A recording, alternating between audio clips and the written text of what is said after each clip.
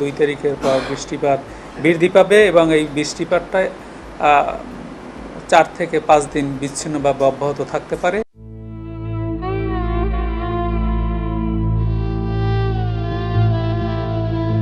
তীব্র তাপদাহের পর অবশেষে টানা 4-5 দিন বৃষ্টির পূর্বাভাস দিয়েছে আবহাওয়া অধিদপ্তর। দেশের 2টি জেলার ওপর দিয়ে তীব্র তাপপ্রবাহ বয়ে যাচ্ছে। খুলনা বিভাগের বেশ কিছু জায়গাসহ 6টি জেলার ওপর দিয়ে তীব্র তাপপ্রবাহ চলছে। তবে এমন অবস্থায় চট্টগ্রাম বিভাগে এবং সিলেট বিভাগে ঝড় বৃষ্টি হতে পারে বলে জানিয়েছে আবহাওয়া অফিস। অন করুন ভ্যাকেশন মোড, এনার্জি সেভ করুন নিশ্চিন্তে। ওয়ালটন স্মার্ট ফ্রিজ, বোঝে আপনার প্রয়োজন। সোমবার সকাল 9টা থেকে পরবর্তী 72 ঘন্টার আবহাওয়ার পূর্বাভাসে এমন তথ্য জানানো হয়েছে। আবহাওয়া অধিদপ্তর বলছে, লঘুচাপের বর্ধিতাংশ পশ্চিমবঙ্গ ও তৎসংলগ্ন এলাকায় অবস্থান করছে। 24 ঘন্টায় চট্টগ্রাম ও সিলেট বিভাগের 2-1 জায়গায় অস্থায়ীভাবে দমকা অথবা ঝোড়ো হাওয়া সহ বৃষ্টি বা বজ্রসহ বৃষ্টি হতে পারে। সেই সঙ্গে কোথাও কোথাও বিক্ষিপ্তভাবে শিলাবৃষ্টি হতে পারে।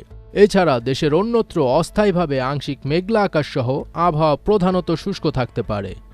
যশোর ও রাজশাহী জেলাগুলোর ওপর দিয়ে অতি তীব্র তাপপ্রবাহ এবং টাঙ্গাইল, ফরিদপুর, গোপালগঞ্জ, নওগাঁ, পাবনা ও নীলফামারী জেলাসহ খুলনা বিভাগের অবশিষ্টাংশের ওপর দিয়ে তীব্র তাপপ্রবাহ বয়ে যাচ্ছে।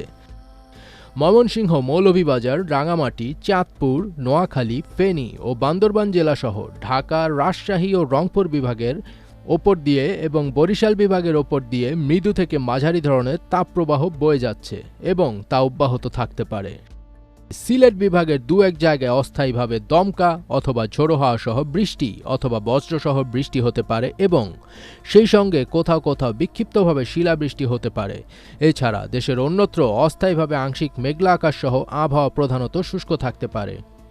বুধবার 1 মে সকাল 9টা থেকে পরবর্তী 24 ঘন্টায় চট্টগ্রাম ও সিলেট বিভাগের 2-1 জায়গায় অস্থায়ীভাবে দমকা অথবা ঝোড়ো হাওয়া সহ বৃষ্টি বা বজ্রসহ বৃষ্টি হতে পারে। সেই সঙ্গে কোথাও কোথাও বিক্ষিপ্তভাবে শিলাবৃষ্টি হতে পারে। এছাড়া দেশের অন্যত্র অস্থায়ীভাবে আংশিক মেঘলা আকাশ সহ আবহাওয়া প্রধানত শুষ্ক থাকতে পারে। গতকাল আবহাওয়া অধিদপ্তর জানিয়েছে, আগামী 5 দিনের সারা দেশে বৃষ্টি অথবা বজ্রসহ বৃষ্টিপাতের প্রবণতা বৃদ্ধি পেতে পারে।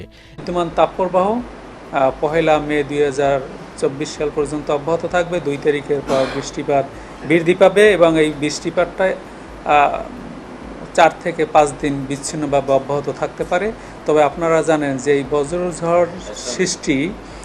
বজ্রঝড় সৃষ্টির প্রবণতা ক্রমান্বয়ে 18 সালের পর থেকেই কমে যাচ্ছে।